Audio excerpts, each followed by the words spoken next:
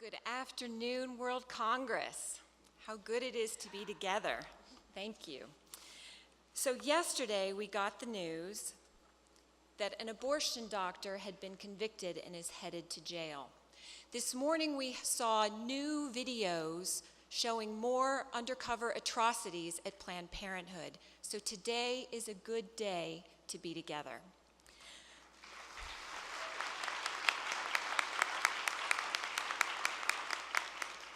So let me tell you a story. Do we have any Mad Max fans in the room, or anybody who will admit to it? You will? Okay. Well, the latest installment of George Miller's Mad Max movies is called Fury Road. It's a brash and brutal, painted as a hostile dystopian landscape, and it's full of sound and fury. We watch scenes of callous destruction and death as the anti-hero, Immortan Joe, chases a trio of his wives who are trying to escape him. Near the end, there comes a really strange moment of transcendence. One of Joe's wives, who's named Splendid, she's gorgeous and she's pregnant, but shockingly, she's killed. And Joe stands at her feet, looking at her lifeless body, stunned in disbelief. Suddenly, he orders his men to cut open her body and bring out the baby. It's a boy, and he too is dead. Standing nearby, Joel's older son cries out, "I had a baby brother, and he was perfect, perfect in every way." Surrounded by a brutal and post-apocalyptic landscape, the prospect of new life had been a wisp of hope. The grief at his death, even among monsters, was a sign of enduring humanity. There's a similar moment near the end of the latest undercover Planned Parenthood video. As the hidden camera takes us inside a pathology lab following an abortion, we are confronted by a jarringly dystopian landscape. A medical technician is picking through the remains of a tiny infant looking for saleable parts. First, the heart is recognized, then the kidneys, and finally, a very distinctive part, and the doctor murmurs, "It's another boy."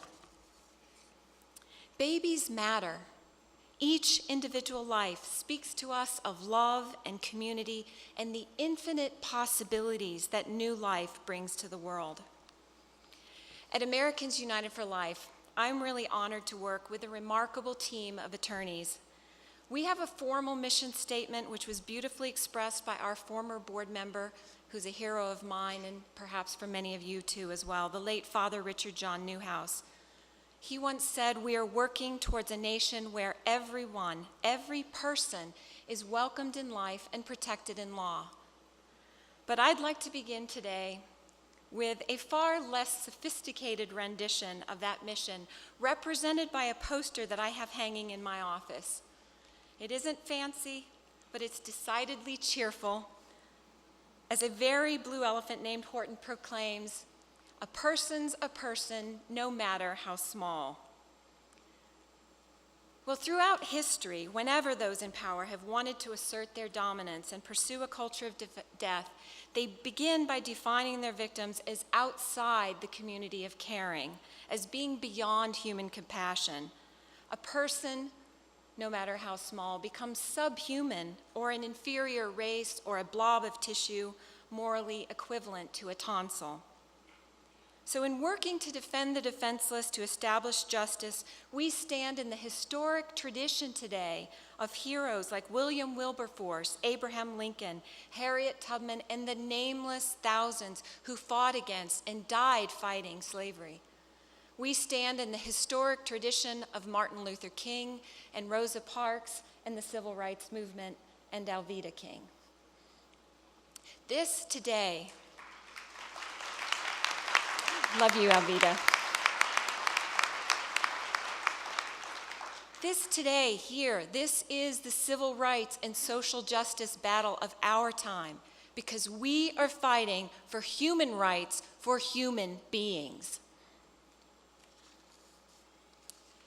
And ladies and gentlemen, make no mistake, we are succeeding. But don't take my word for it. Often, I think our opponents have a better understanding of the progress we've made than we do ourselves. So let me show you how our opponents see it. They are scared. This graph comes from the pro-abortion Guttmacher Institute.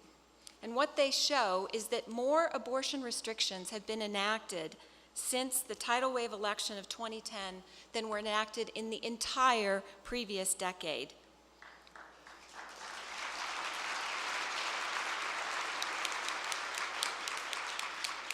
Be encouraged. Be encouraged by these results that we're seeing. I'm really proud of this progress because it comes from a deliberate strategy that we've enacted as a movement to concentrate on state legislatures. As a movement, we suffered a disappointing setback in 1983 when the constitutional amendment to protect life failed in the United States Congress. But you know what? We were undeterred. Americans United for Life convened our own pro-life Congress the very next year, and as a movement, we came together, we filled a ballroom this same size, much like this Congress here today, and we strategized. Disappointed, but still persistent, forward-thinking, we came up with a strategy and we emerged with a plan. Focus on the state houses and test the limits of Roe v. Wade. The story of the next several decades is one of trench warfare and gaining ground under the radar. I'm really pleased that Pat Truman is here this weekend, so is Paige Cunningham. Both of them are predecessors of mine at Americans United for Life, and they spent the next several decades, or next 2 decades, leading our movement to real victories. Here's what the last year looked like, where we saw regulation after regulation, pro-life law after pro-life law enacted across this country. Now, in addition to the pro-life laws, this summer we've seen an earthquake hit the pro-life movement. These Planned Parenthood videos have galvanized the nation, giving us a moment unlike any other that we've seen in the 40 years since Roe. Congress now has 5 committees, including a special select committee currently investing Planned Parenthood. So we have a moment before us, and we must move strategically. So let's look at how we can do that best. On the campaign trail in 2008, President Obama argued that abortion is one of the most fundamental rights that we possess. And then he concluded it's not just an issue of choice, but equality and opportunity for all women. Most people don't know that this appalling idea is also putting down roots in our law. In the 1992 Casey decision, Justice Kennedy wrote that we must maintain Roe because women have come to rely on it for our place in society. Then he went on and said, here we go. The ability of women to participate equally in the economic and social life of the nation has been facilitated by their ability to control their reproductive lives. Ladies, do you think that's why you're powerful? And then he concluded, and while the effect of reliance on Roe cannot be exactly measured, neither can the certain cost of overruling Roe for people who have ordered their thinking and living around that case be dismissed. Well, I've wrestled with this philosophy firsthand. When I was obviously pregnant with my first baby, I was invited to debate Gloria Steinem on the future of feminism. I spent some time in the green room beforehand talking casually with a young woman who also appeared on the show, Rebecca Walker, who's the daughter of the feminist author Alice Walker. Rebecca is considered a leader of third-wave feminism, and she thought that I was something akin to a unicorn. She said she'd never seen anything like me. So she grilled me on why it was that I was pro-life, and I told her that it's because I believe abortion is anti-woman. Well, she looked at me stunned and said, I've never heard of such a thing. And then she said, you can't be pro-life and pro-woman. You can't be pro-life and pro-woman. Well, this is a central premise of today's feminism, abortion as a power statement. But you know, a funny thing happened. A funny thing happened on the way to empowerment. Grief happened. Grief happened. And this today is posing a very real challenge for the culture of death. An unexpected source highlighted the significance of this reality a few years ago. Feminist author Naomi Wolf wrote a controversial essay in the New Republic in 1995 entitled "Our Bodies, Our Souls." And in it, she wrestled with the feminist approach to the spiritual dimension of abortion and argued for a renewed sense of moral gravity. She wrote, "We need to contextualize the fight for abortion rights within a moral framework that admits that the death of a fetus is a real death." Well, as you might imagine, her essay earned her the absolute wrath of the feminist community.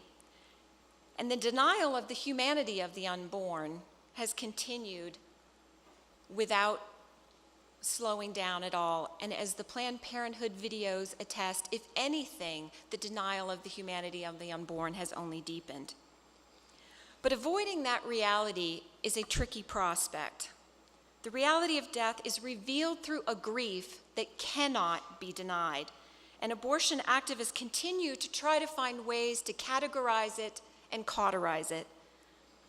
This is the cover of a book written by a woman named Jennifer Baumgardner, who spearheaded the "I Had an Abortion" t-shirt. You've seen a lot of those t-shirts around in your neighborhoods or in your communities. No, it was a project that didn't really catch on very well. So since she didn't have much of an audience there, she went on to co-write this book, and as you can tell from the cover art, it was a very ambivalent book entitled "Abortion and Life." And in the book, she and her co-author go on to ask a question that they don't answer. And that question is, what do you do if a patient wants to baptize the remains? What do you do if they want to baptize the baby? They later go on to suggest a shift in symbolism from coat hangers to angels' wings to indicate the thousands of women who have abortions and yet believe that a fetus has a soul and is watching over them. Justice Kennedy said that the effect of relying on Roe for a place in society cannot be exactly measured. And he fears the certain cost of overruling Roe. As pro-lifers, we need to understand that that's the way that he thinks and his fellow justices on the court. But they are ignoring that there is a certain cost to the culture of death. Emma Beck was a young British woman who aborted twin babies under pressure from her boyfriend. Months later, after plunging into a deep depression, she hung herself. She left behind a note in which she said, "Living is hell for me. I should never have had an abortion. I was frightened, and now it's too late. I died when my babies died. I want to be with my babies. They need me. No one else does." At the inquest, the coroner said, "It is clear that the termination of pregnancy can have a profound effect on a woman's life." It is clear, and yet they continue to deny it. The research is very clear. Emma Beck was not an isolated case.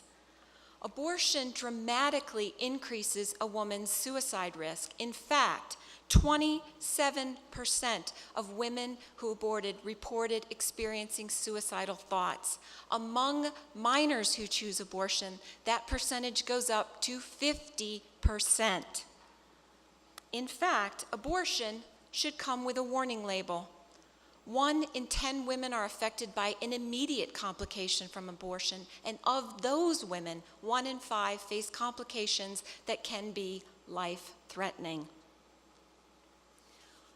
What an Alice in Wonderland world that we live in, where the defenders of so-called women's health are the promoters of abortion. Let's call them abortion harm deniers. In her activism subsequent to our meeting 2 decades ago, Rebecca Walker wrote an essay for Harper's Magazine calling abortion a surgical operation with a mission. Here was her message to women. My hope is that after your abortion, you will connect your very special person with the very important political, and you will begin to know your own power. Ladies and gentlemen, our strategy for the next decade must engage this debate. Abortion for women is not power, it is poverty.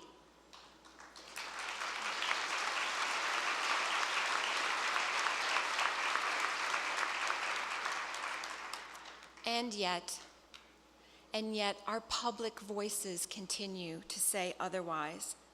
The feminist icons speaking to the next generation tell them that their power is rooted in destruction.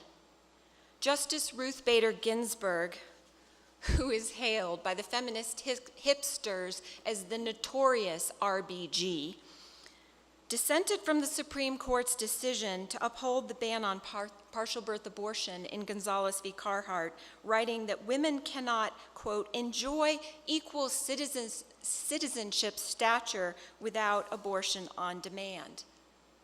Abortion as an essential precursor to citizenship, that should be notorious. And yet the entire feminist ideological edifice now rests on the right to abortion in a way little recognized by the pro-life movement and even less strategically engaged. This is our way forward. We must engage a mother-child strategy. The mother-child strategy is rooted in a very careful study of the Supreme Court's abortion jurisprudence. The court has told us pretty clearly what they think about abortion. And going back again to Planned Parenthood v. Casey, they told us that the state has 2 areas of legitimate interest. 1 is protecting the health of the woman, and 2 is protecting the life of the fetus that, according to them, may become a child. Anything that we bring before 2 courts, the court of public opinion and the Supreme Court, must engage both of these elements, both the mother and the child. Well, Rebecca Walker, after having an abortion as a teenager, went on to become pregnant later in life, and she almost lost that baby. Being a good feminist, she wrote a book about that experience too, and she called it Baby Love, Choosing Motherhood After a Lifetime of Ambivalence. And here's what she said. I kept asking what we'd do if I lost the baby before I even had her. How is it possible to feel so attached so soon? By the time the technician called my name, I was sure it was all going to end in tragedy. How is it possible, indeed? I had a baby brother. And he was perfect in every way. We must keep coming back to what we know to be the truth. Pro-life is pro-woman.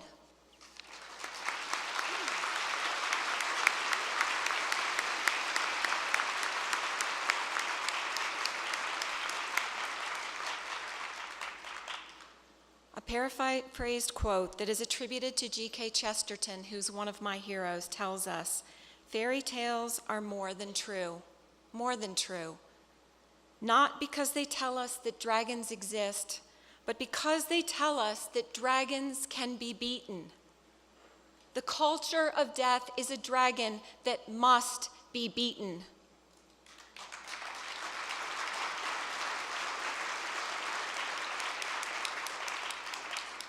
Because a person's a person, no matter how small.